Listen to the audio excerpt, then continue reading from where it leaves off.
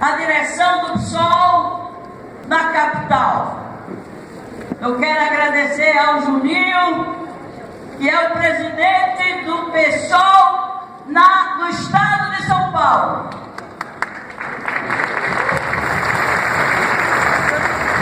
Eu quero agradecer ao meu vice, Ivan Valente, e em seu nome eu quero agradecer aos dirigentes nacionais, junto com o Luiz Araújo, que é o nosso presidente nacional, aqui presente.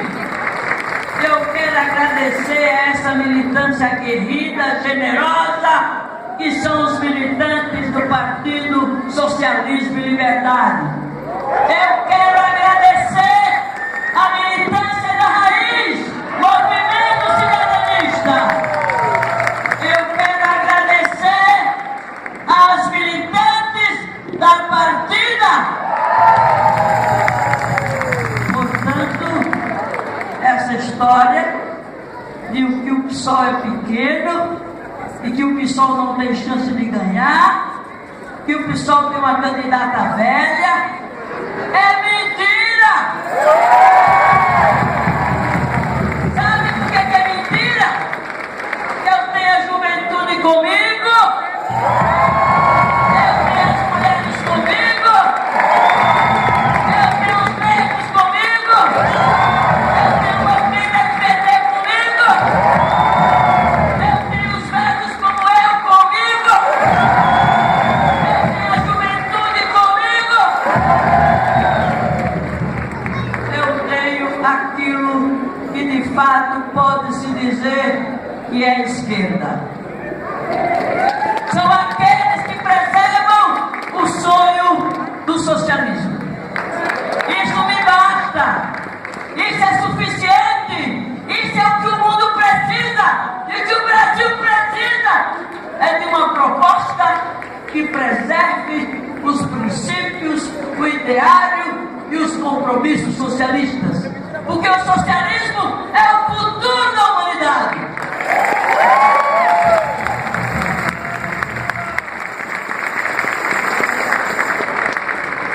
Dizem que o PSOL é pequeno porque tem poucos deputados. Mas nós estamos com uma candidatura que tem um candidato a vice que não vai ser somente vice, ele vai ser meu parceiro, vai governar junto comigo e junto com o povo dessa cidade. Ivan me assediou vários vezes, mais de um ano, para eu vir para o PSOL. Claro que eu não estava bem no partido que eu estava, mas mudar de partido é uma coisa complicada. Eu já vivi essa história, mas ele é tão persistente, tão convincente, tão sedutor, que eu não consegui me libertar do assédio dele.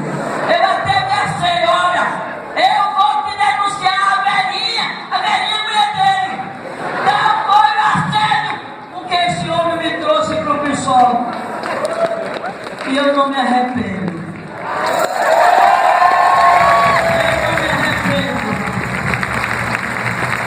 E no PSOL, construindo com Sérgio Turino e a turma da raiz, um novo caminho da forma de fazer política. Eu estou muito feliz. Eu estou muito confortável. E mais a partida. Essa mulherada linda, bonita, corajosa, revolucionária. Isso me basta para disputar essa cidade, o governo dela, para governar por todas e todos vocês. Eu fazendo uma prega na história, uma prega de 28 anos, eu me encontro aqui como se eu estivesse no primeiro evento da minha candidatura a prefeita pelo Partido dos Trabalhadores. Faz muito tempo, mas a emoção, a alegria, a juventude, a esperança que a gente sente nesse ato é o mesmo que eu senti há 28 anos atrás,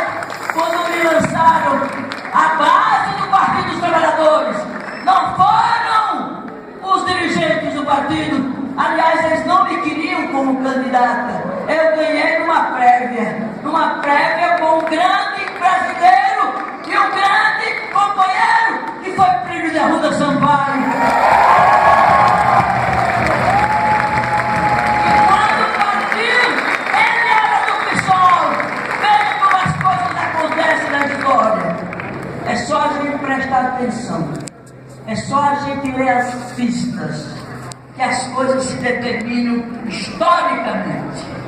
O tempo a gente não controla, muito menos a nossa idade, e muito menos ainda o sonho. O sonho não envelhece. Eu não sou velha. Eu não sou velha. A velhice não está em mim. A velhice está no olho de quem me vê. É o que diz a professora da USP, Cléa Borges. Eu me sinto como a juventude de vocês aí que estão com seus 18, 20 e poucos anos. E é isso que é suficiente para a gente enfrentar essa barra que não vai ser fácil. Eles não me deixaram eu me eleger porque eu era um cachorro morto. E diz que não se chuta cachorro morto. Na época só tinha um turno. E eu cheguei no dia da eleição em terceiro lugar, sem nenhuma chance de ganhar. O meu próprio partido não acreditava na vitória. Na última pesquisa antes do dia da eleição, eu estava no 18, terceiro lugar. Aí disseram, tá bom demais. Pro partido tá bom demais. Eu digo, não tá bom demais não, porque eu já senti nas ruas, eu já senti na periferia um cheiro de vitória.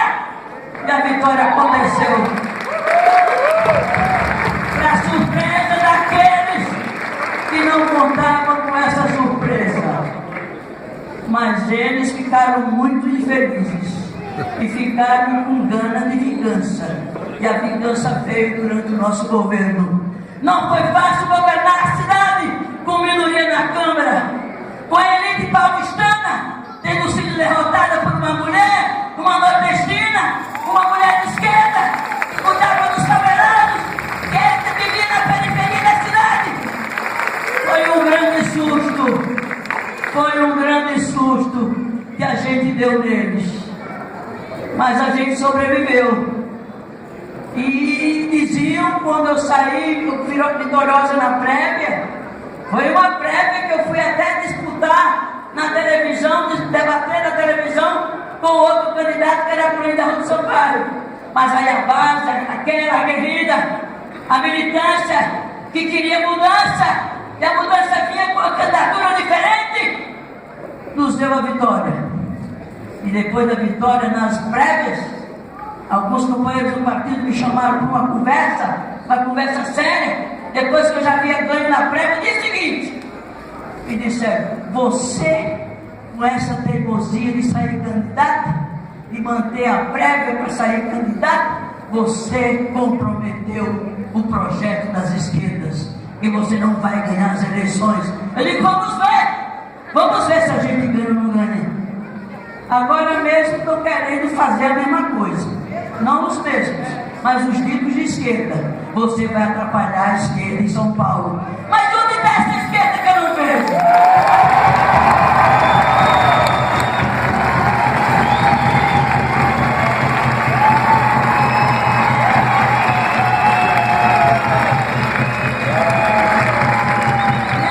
E agora dizia que o mesmo risco que corre o pau, corre o machado.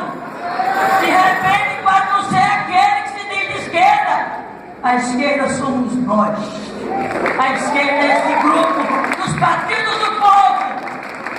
Sol, Raiz, Partido e vocês todos, que cobre toda quantidade de partido que a gente queira citar e que a gente queira contar. É um imperativo histórico a gente começar os rumos desse país com São Paulo. São Paulo não é qualquer cidade. São Paulo é o terceiro orçamento do país. A cidade de São Paulo.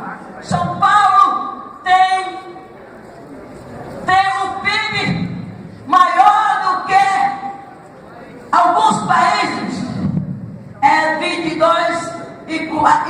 4% do PIB nacional. São Paulo é uma cidade poderosa do ponto de vista econômico, do ponto de vista orçamentário, do ponto de vista científico, do ponto de vista cultural. É a capital cultural da América Latina. Vocês acham isso pouco? Só que os prefeitos e a prefeita dessa cidade, não sou eu não, e os governadores desse estado, que nunca teve uma governadora, vai ter um quê? Com certeza. E as mulheres estão avançando no seu empoderamento. E enquanto o Brasil não estabelecer paridade de gênero na política e no espaço de poder, não se pode dizer que o Brasil é uma nação democrática, soberana e civilizada. Enquanto metade da população, que também é negra, foi excluída do poder, o Brasil não é uma nação democrática, nem muito menos moderna, nem muito menos civilizada. Pois bem, minha gente, eu estou querendo ser prefeita de São Paulo. Vai ser! Eu estou querendo governar essa cidade junto com o Ivan. Mas a gente sabe que não vai dar conta se a gente fizer só aquilo que a gente fez há 28 anos atrás. Porque a cidade é outra. É uma cidade maior, é uma cidade mais complexa, é uma cidade numa região metropolitana em que as fronteiras são absolutamente artificiais. São Paulo tem 11 milhões e 500 mil habitantes, numa região metropolitana de 20 milhões de habitantes. E os problemas de São Paulo não começam e terminam no município. São problemas metropolitanos, são problemas de 19 municípios. A mobilidade, por exemplo, a violência, por exemplo, a saúde, a educação e todos os problemas urbanos que São Paulo enfrenta são problemas metropolitanos.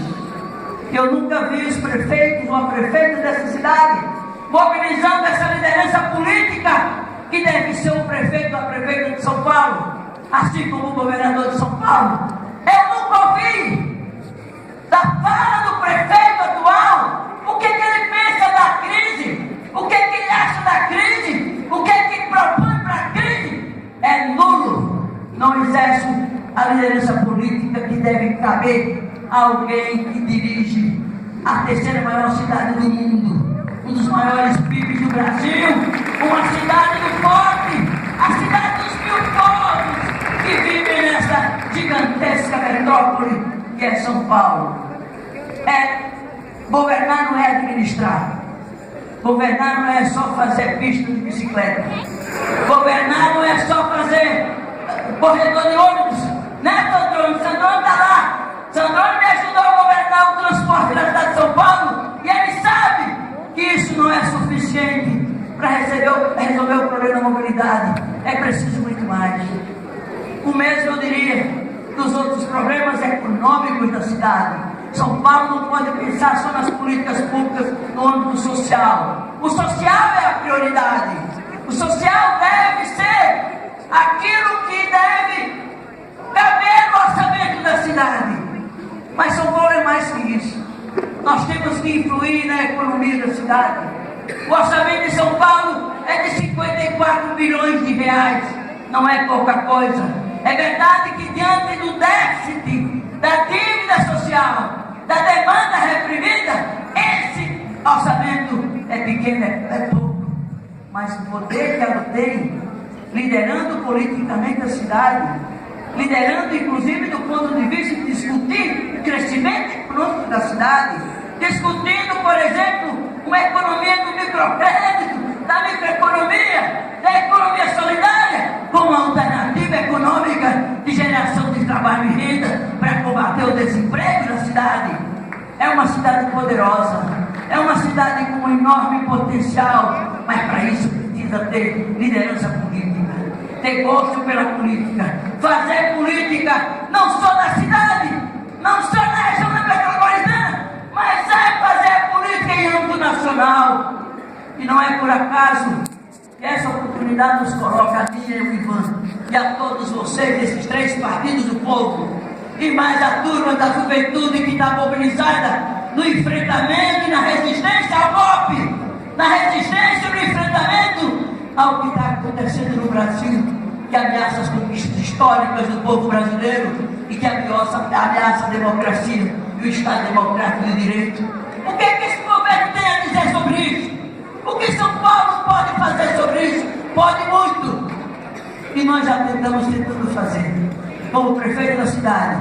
Não importa se não tem tempo de televisão.